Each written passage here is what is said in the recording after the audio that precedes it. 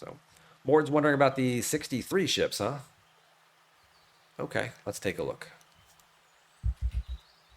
Because I haven't looked at any of them. So let's look at our G6 uncommons. All right. So you're saying, what's up with the Akira? It has a better firing pattern, but worse damage overall? Let's look. Let's just take it down to tier 1, right?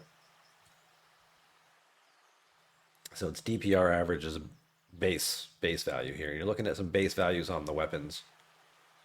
Min damage on each weapon, 200k to 260. So pretty narrow firing ranges on the energy weapons. And it's shooting the energy weapons every round, and it's alternating. So it's 4, 6, 4, 4. So it takes 3 rounds for the torpedo to charge. Interesting. And the torpedo itself is doing about 400k damage. So you're doing, we'll call it 225, 230 on average with the phasers, and then you're doing 400 with the torpedo. But that one's firing pretty sporadically. Whereas if you look at the Minerva, well, its damage is 3 times higher. You're talking about doing like 850 instead of what, 250? So you're doing 4 times the amount of damage.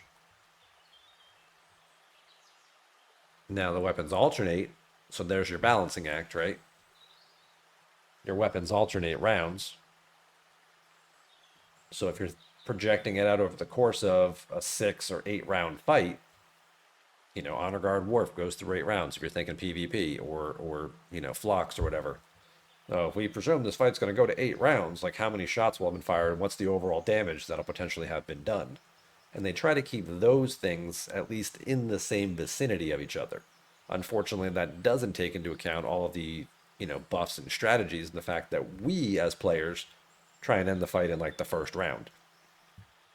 So by having this higher damage, if you front load a whole bunch of crit attached to it and ISO and other boosts and things like that, with these higher base values that then gets multiplied with cascade and everything and hull breach, and you kill a lot of things in round 1. If you don't, well, now you're just getting shot up in round 2 before round 3 kicks back in and you come back here and fire some more. Yeah, if you can keep the fight short to 1 or 2 rounds, 1 to 3 rounds, the Minerva's doing a heck of a lot of damage. It's doing a lot of damage in round 1. Harrison would love a ship like this. You're doing high damage and you're shooting a bunch of weapons all in round 1. You slap a max fortification on it to double these, and you can do a large amount of damage, relatively speaking, in round number 1. Whereas your Akira is going to be more slow and steady because it's shooting every single round. So by like the end of round 5, maybe the damage is balanced over the course of the time, right? So by the end of round 5, maybe you've done similar amounts of damage, or you've certainly fired the same number of weapon shots, but your base values on your weapons at that low range here are a lot lower. Did I scale that down for the Minerva? Or did I forget to do that? Yeah, no, it's still double the value. Okay, I didn't scale it all the way, but it's still... And then the torpedo does a ridiculous amount of damage. That's why it takes 3 rounds to charge up. Or this third weapon.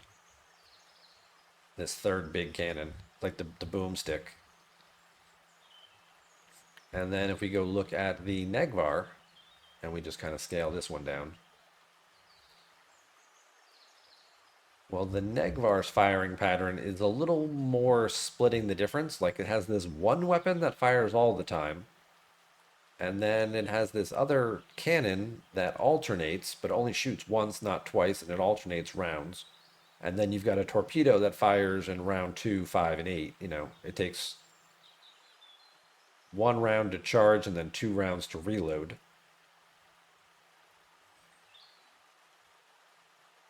And you're looking at, again, weapon damage. This first weapon that's firing every round is doing like, 250, 260 to 300. kind of ballpark. And then these bigger weapons that shoot more sporadically are doing a million, higher, much higher base damage values. That's why they have a little more of a reload time. So it's trying to balance things. It's trying to balance things out. Now compare it to a 60 G5 Epic. All right, so if you take like the Enterprise or something like that, and again, the base value, weapon-wise, you're talking about, for the most part, the weapons that fire consistently.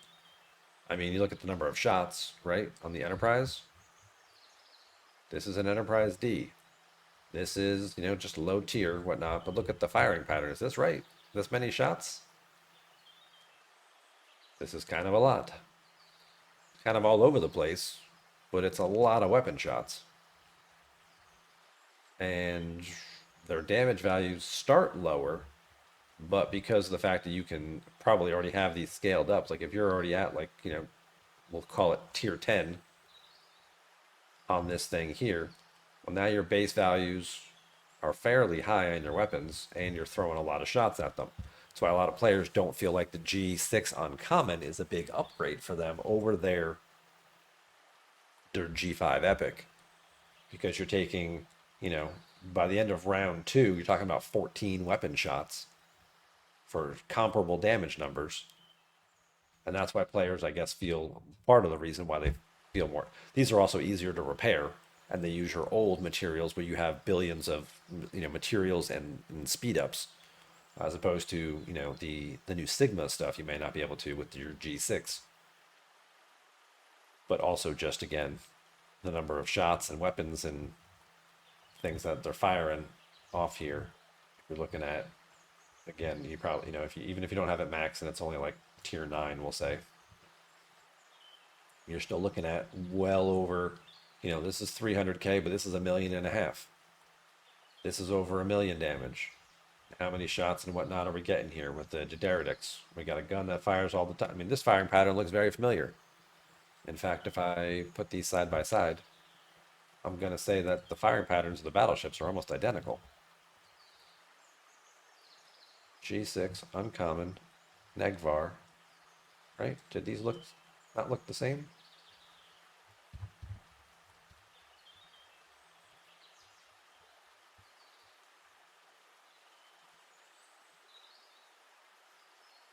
Yeah, they changed the order of the weapons that they put them in, but the firing pattern is exactly the same. A Negvar and a D'Deridex have the exact same firing pattern. Phaser 1 firing 2 shots every round. Phaser 2 firing 1 shot every other round. Torpedo firing every other round 2 times, skipping in round number 1.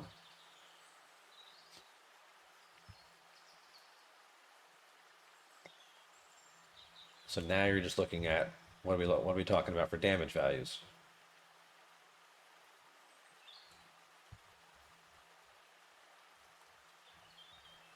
So there's your base.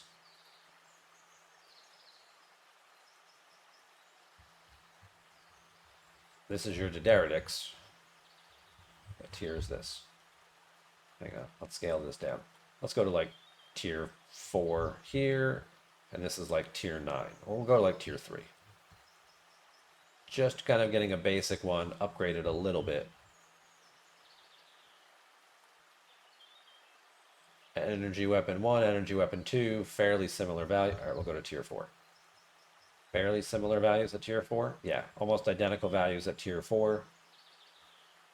The big, that's this weapon here, which they alternated. These values, again, almost identical. And then your bigger kinetic weapon in round 3, almost identical. So your tier 9 D'Deridex with the exact same firing pattern, and exact same weapon damage is identical, completely a mirror to your tier 4 Negvar.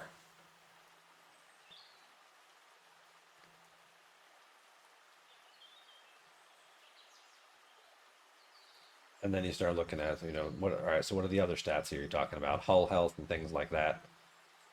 That's where your differences will start to come into play.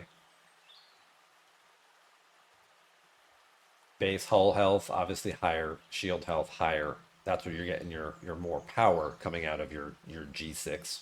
Again, assuming research and whatnot not being taken into consideration here. But DPR is about the same. Your piercing stats are a little better over here because it's a higher tier. Most of this other stuff not really changing too much, but shield and hull health, this one is getting, because it's a higher class ship, is getting a little bit of a boost. I mean, that's a, you know, nearly a 50% larger hull health from a tier 9 epic to a tier 4 uncommon. And then afterwards is where you're really going to start to see these values go up. If you can start getting this thing up to like tier 6, which is, I think, is the point where you need it for the cube.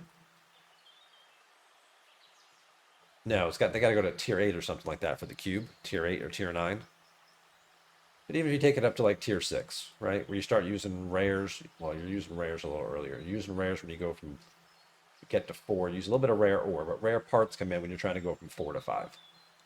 So let's say you get it to tier 6. But I feel like the cube has to, the cube has to go all the way to tier 9, which is kind of ridiculous. But at tier 6 now, you're looking, the damage values are significantly higher. Well, not significantly higher. You're seeing a slight improvement in damage values compared to the different weapons. And that's where you're starting to turn the corner. Now, the hull health and the shield health continue to drastically go up. I mean, the shield health at this point at tier 6 and hull health are double versus a tier 9 here. And if you had this one maxed, which I know a lot of people do, right? They get their epic max before they bother doing anything like this. You're still way ahead, even the tier 4 values, right? Go back to tier 4 for a second. Your base shield and hull health values are still higher at tier 4 of the new ship than they are of the old ship. Maxed. So, I mean, again, you're going to have more officer slots. You're going to have more things working stat-wise and things. That'll have an impact a little bit into some of this stuff. But the overall base values,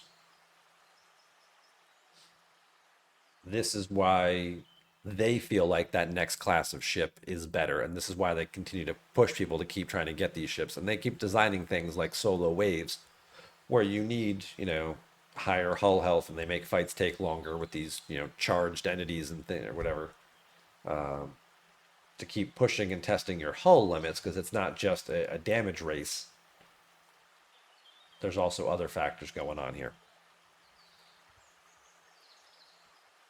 So, and yeah, of course, when you start stacking researches and all that other kind of stuff, it gets a little more. But when you're looking at just the base raw values, this is where they feel like the value is. And this is why you'll also see the power number appear to be significantly higher on some of this stuff. You're like, oh my God, my ship's like 2 billion power. It's like, yeah, but it hits less. It doesn't hit harder than your other ship. It just has a lot more shield and hull health. So the fight can last longer. And if you go the distance, you can survive 25 rounds now, where before, you had to kill it in 15 or you were dead. Well, now you can take the fight to round 20, 22 because you have more shields and hull to do it. So that's kind of the deal with the G6 versus the G5. And kind of comparing them to each other a little bit and figuring out, they're not reinventing the wheel here with a lot of that stuff. It's things we've seen from previous generations repeating itself over and over again.